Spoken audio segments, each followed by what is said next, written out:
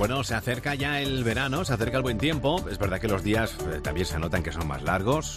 Ya empezamos a ponernos ropa más ligera y con todo eso, para muchos también llega el momento de ponerse frente al espejo y pensar en esa famosa operación bikini.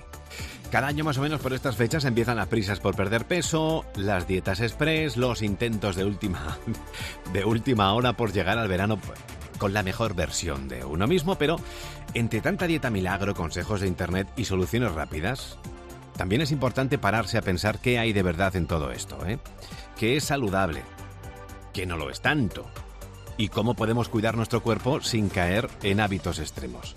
Hoy vamos a hablar de pérdida de peso, de alimentación y de cómo afrontar este proceso de una forma más consciente y sostenible. ¿Cómo estás? Soy Dani Rodríguez, escuchas Mediodía COPE, edición Alicante. Hospital HLA Vistahermosa te ofrece el espacio de salud en buenas manos. Bueno, ya sabes que cuando hablamos de ponernos a dieta, mira que lo hemos repetido un montón de veces, lo mejor es siempre estar asesorado y acudir a un profesional. Y eso es lo que hacemos, acudir a una nutricionista dentro de la unidad de dietética y nutrición de HLA Vistahermosa. Ella es Raquel Escortel. Raquel, muy buenos días. Muy buenos días, Denis. ¿Qué tal? Raquel, ¿se nota ahora a estas fechas, ya a 14 de mayo? ¿Se nota que ya la gente ha empezado con la operación bikini o no? Bueno, totalmente. La realidad es que, como comentabas, es una época en la que parece que nos apetece cuidarnos más, ¿no? Y tomar partido de ese tema de la alimentación que se había quedado ahí pendiente a lo largo de todo el año y que nos costaba ahí encontrar una fecha oportuna para empezar a cuidarnos, ¿no?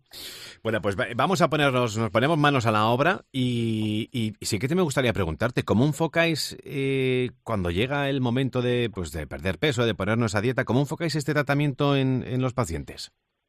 Bueno, para nosotros, Denis, la prioridad es la personalización de cada caso, ¿vale? Realizar una entrevista nutricional completa donde podamos conocer más a nuestros pacientes, qué alergias, qué intolerancias, si tienen algún tipo de aversión, su estilo de vida y también cómo se sienten. Para nosotros son datos claves para poder realizar un menú personalizado y ajustado a sus gustos y posibilidades también. Cuando hablamos de posibilidades, tenemos muchísimos pacientes que tienen que comer en el trabajo, tenemos que buscar opciones de tupper, tenemos que ver elaboraciones sencillas, cómo hacer un batch cooking, que lo dejen preparar el fin de semana. O incluso hay veces que contamos con algunos pacientes a los que les solicitamos incluso el código postal para conocer qué productos se encuentran a su alcance y hacerles un poco la vida más sencilla para que puedan llevar el tratamiento a cabo, ¿vale? Ten en cuenta que nuestra prioridad es que estén con nosotros un tiempo, pero que luego puedan llevar una educación nutricional y mantenerlo en el tiempo y llevar un peso adecuado, ¿no? Uh-huh.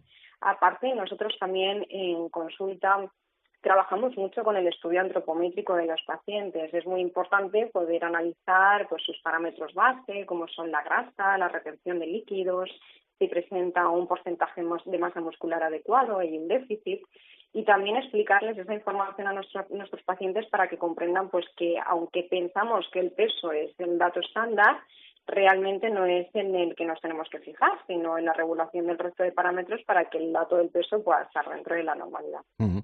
Bueno, es verdad que yo seguramente mucha gente consulte o vea vídeos a través de redes sociales, ahora con la inteligencia artificial consulte a ChatGPT y verá dietas virales de todo tipo, desde ayuno intermitente, que si dietas antiinflamatorias. Verdaderamente, Raquel, ¿cómo puede una persona saber qué dieta es fiable, qué no? Porque igual a una persona le ha ido bien, pero igual a uno mismo no le funciona, ¿no? Totalmente, hay que llevar muchísimo cuidado, ¿vale? Parece un tópico lo que te voy a contestar, Denis, pero lo más importante es que vayan a un nutricionista, ¿vale?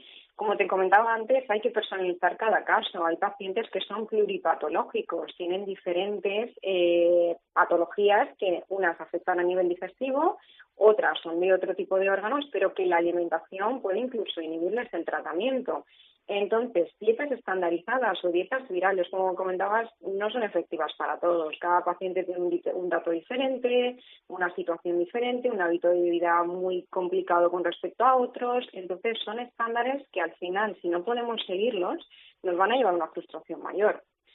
Ten en cuenta que la gran mayoría de ellos son movimientos nutricionales que incluso se crearon como efectivos para buscar mejoras en casos de pacientes explícitos, como comentabas, pero que se han ido extendiendo a día de hoy y se emplean con otros fines. Por ejemplo, el caso del ayuno intermitente es algo que a mí me gusta hablar mucho con los pacientes, porque se ha buscado un fin que es pérdida de peso, cuando realmente cuando se creó este tipo de tratamiento nutricional no tenía ese fin, ¿vale? Se usaba para pacientes que tenían enfermedades inflamatorias intestinales, que tardaban en hacer un vaciado gástrico y se les recomendaba pues mínimo dejar un periodo de 12 a 14 horas para que el intestino pudiese hacer un vaciado gástrico completo y que no estuviesen constantemente produciendo jugos gástricos que les inflamaban la cavidad digestiva.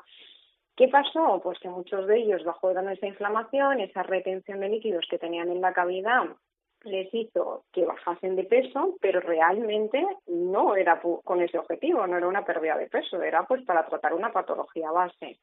Entonces, claro, ¿qué ocurre? Que hay muchos pacientes que hacen el ayuno intermitente, comen exactamente lo mismo que comían antes, reduciendo los periodos de horas e incluso lo que hacen es sobrecargar el intestino. O sea, que realmente no, lo que buscamos como beneficio no lo encontramos.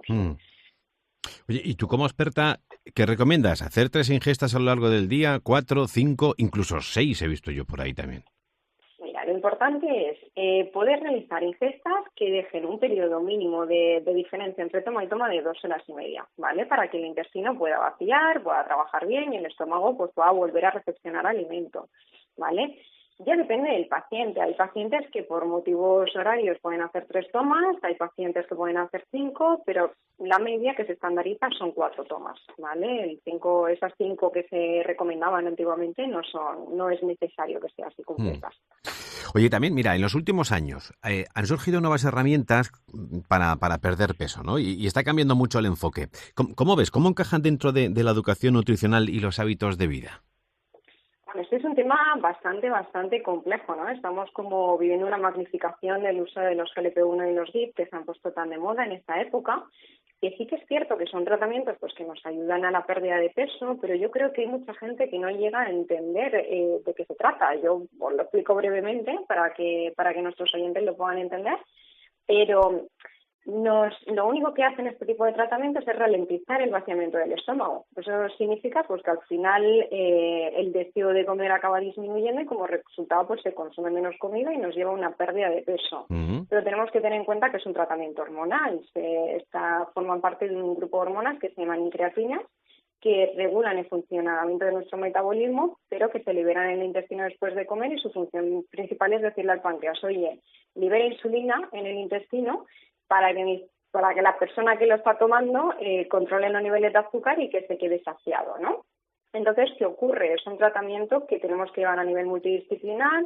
Los pacientes tienen que llevar un seguimiento tanto con médicos internistas, endocrinos y nutricionistas, porque el problema que estamos encontrando es que muchos de ellos se sacian precozmente, dejan de comer, prácticamente no consumen ningún alimento y al final acaban generando una destrucción de la masa muscular. Entonces, es muy importante que sí, son beneficiosos, nos ayudan, pero primero tienen que reunir unos estados metabólicos necesarios que los endocrinos y médicos internistas digan, oye, pues venga, para adelante con este tipo de tratamiento y luego hacerlo en consecuencia con un nutricionista para que le regulen los macro y micronutrientes y que lleguen a estándares necesarios porque si no al final se dañan a nivel digestivo.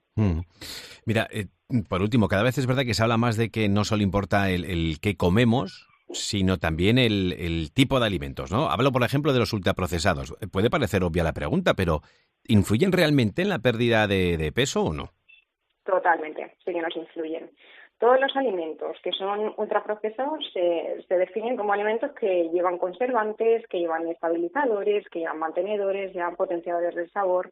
Entonces, este tipo de alimentos llevan siempre un carácter inflamatorio al lado, ¿vale? Eso, cuando nosotros generamos una inflamación porque llevan muchos estabilizadores, al final generamos malabsorciones nutricionales, pérdida de la microbiota intestinal y, por ende, al final generamos picos de glucosa constantemente en nuestro cuerpo, ¿vale? Entonces, es importante priorizar alimentos naturales, frescos, preferiblemente de temporada, evitar todo tipo de productos precocinados, productos industriales que al final en su composición pues llevan una lista interminable de ingredientes que no sabemos ni cuál es su ingrediente principal.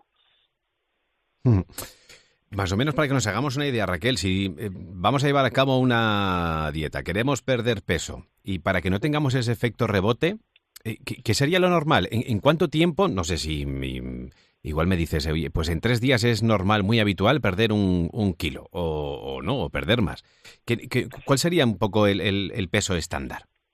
Mira, lo normal, lo que hacemos los nutricionistas es establecer como unas pautas nutricionales específicas, acorde a los datos que hemos analizado en la consulta, y establecemos que no se produzca una pérdida de peso mayor a 2,5 kilos, 3,5 kilos, como máximo en 15 días, ¿vale? Porque si no, al final el cuerpo lo que hace es perder líquidos, pero no trabaja con las grasas. O sea que lo importante, como siempre, a la hora de ponerse a dieta, y mira que lo hemos dicho muchas veces y lo comentaba al principio, es siempre estar asesorado por expertos, por profesionales. Raquel Escortel, nutricionista de la Unidad Dietética y Nutrición de HLA Vista Hermosa. Oye, gracias por tus consejos y bueno, pues oye, si nos vamos a poner a dieta, pues que nos pongamos en buenas manos. Eso es. Pues muchas gracias a vosotros, Denis, por contar con nosotros.